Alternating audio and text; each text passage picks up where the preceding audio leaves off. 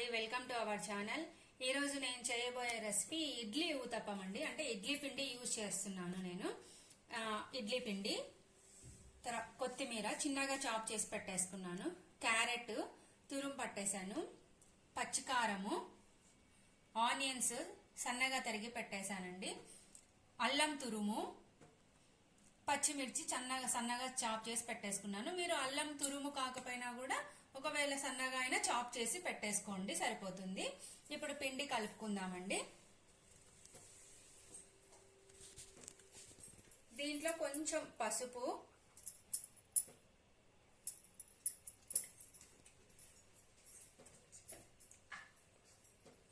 Salt, మనకు టేస్ట్కు సరిపడా salt,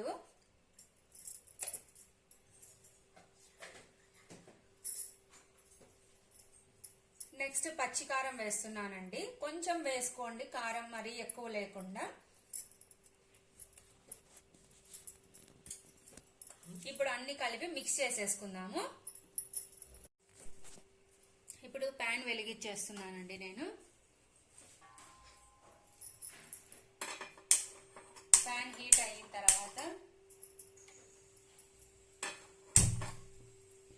heat అయిన తర్వాత మనము ఇప్పుడు ఊతప్పం వేసుకుందామండి.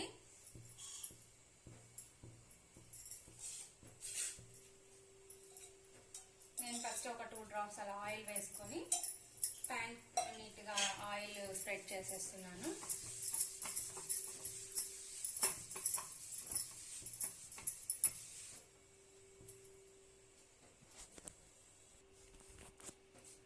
ఇప్పుడు ఆయిల్ పిండి వేస్తున్నానండి నేను.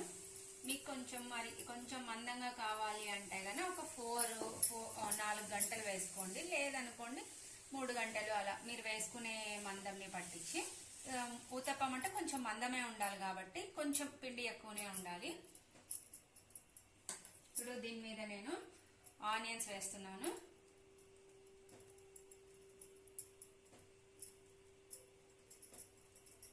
తర్వాత అల్లం తురుము, ఘాట్ ఎక్కువ ఉంటుంది కాబట్టి కొంచెం వేసుకోండి, పచ్చిమిర్చి, ఆల్రెడీ కారం వేసాం కాబట్టి లైట్గా, క్యారెట్ తురుము,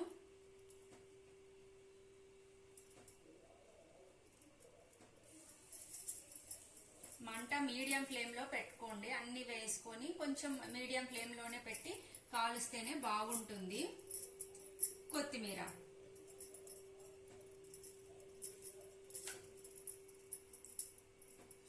ఇప్పుడు ఆయిల్ వేసుకోండి.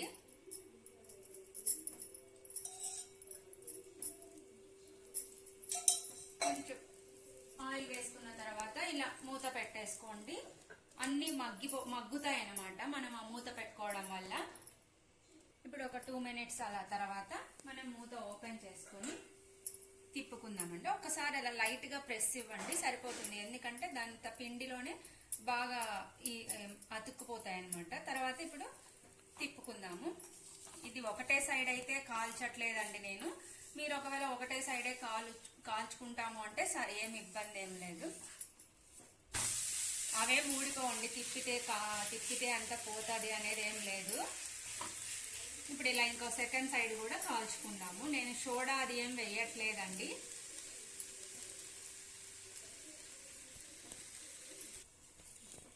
ఇప్పుడు తిప్పుతున్నానండి. దీని మీద నేనైతే కొంచెం పొడి చట్నీ ఉందండి నా దగ్గర, ఆ పొడి చట్నీ చల్లుకుంటున్నాను. మీరు కావాలంటే చల్లుకోవచ్చు, అది లేదంటే మీ ఇష్టము. లైట్ గా వేస్తున్నాను. దానిపైన కొంచెం ఆయిల్ లేదా నెయ్యి అయినా వేసుకోవచ్చు. అది వేసుకున్న తర్వాత ఒక 1 సెకండ్ అలా క్లోజ్ చేసి పెట్టేసామంటే అది కూడా పొడి కూడా ఆయిల్ కి అంతా మగ్గిపోతుందండి.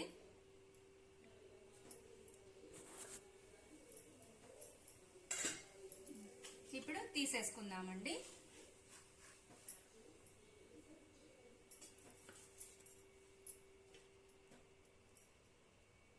హాట్ ఊతప్పం రెడీ అయిపోయింది.